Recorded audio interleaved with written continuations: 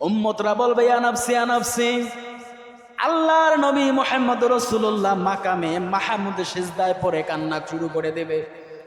সিজদায় পড়ে কান্না করবে রব্বুল আলামিন, রব্বি হাবলি উম্মতি, রব্বি হাবলি উম্মতি, রব্বি হাবলি উম্মতি। মাবুদ আমার উম্মতের কি হবে, আমার উম্মতদেরকে তুমি নিরাপদে পার করো। বলি আল্লাহু আকবার। এই নবী সেই নবী আমাদের। আল্লাহ পাক রব্বুল আলামিন জিবরাইলকে পাঠিয়ে দেবে, যাও দেখো আমার বন্ধু কি বলে।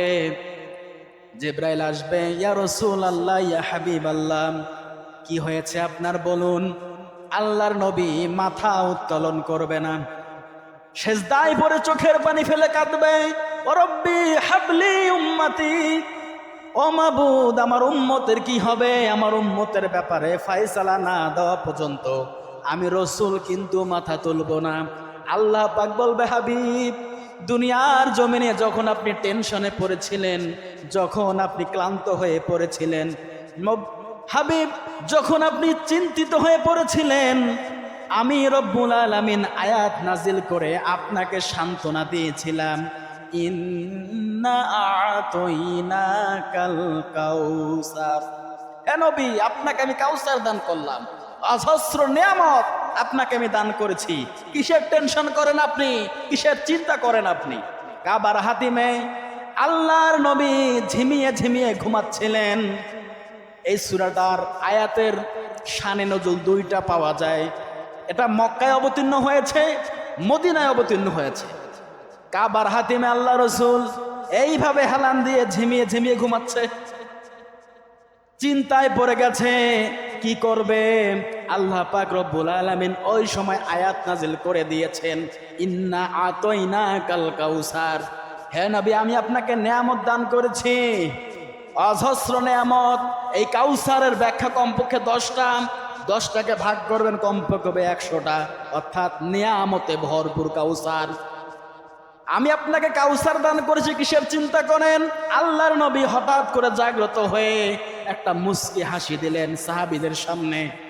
সাহাবীরা জিজ্ঞেস করে, ইয়া রাসূলুল্লাহ ইয়া হাবিবাল্লাহ, একটু আগেই তো দেখলাম আপনি টেনশনে ছিলেন, এমন কি হলো হঠাৎ করে আপনি আমাদের দেখে মুস্কি হাসি দিলেন।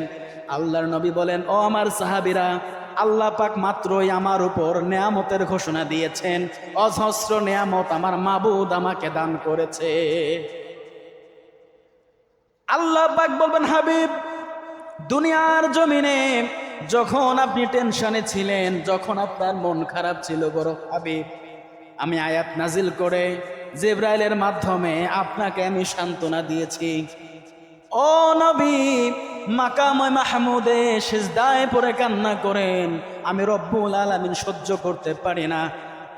আমার বন্ধু কি চান, কি চাচ্ছেন আপনি বলেন, যা দোয়া করবেন আমি রব্বুল আলামিন তুমি নবীর দোয়া কবুল করে নেব। বলি আল্লাহু আকবার। আল্লাহ পাক রব্বুল আলামিন মাথা তোলেন, আল্লাহর নবী বলবে, রব্বি হাবলি উম্মতি, রব্বুল আলামিন আমার উম্মতের কি হবে, আমার উম্মতদেরকে তুমি নিরাপদে পার করো। আল্লাহ পাক বলবেন, হাবিব মাথা তোলেন, যাক যতগুলো ইচ্ছা, যত উম্মত আপনার ইচ্ছা তাদেরকে নিয়ে জান্নাতে প্রবেশ করেন। বলে আল্লাহু আকবার। আল্লাহর নবী মুহাম্মদ রাসূলুল্লাহ তার সমস্ত উম্মতদেরকে নিয়ে জান্নাতে প্রবেশ করবে।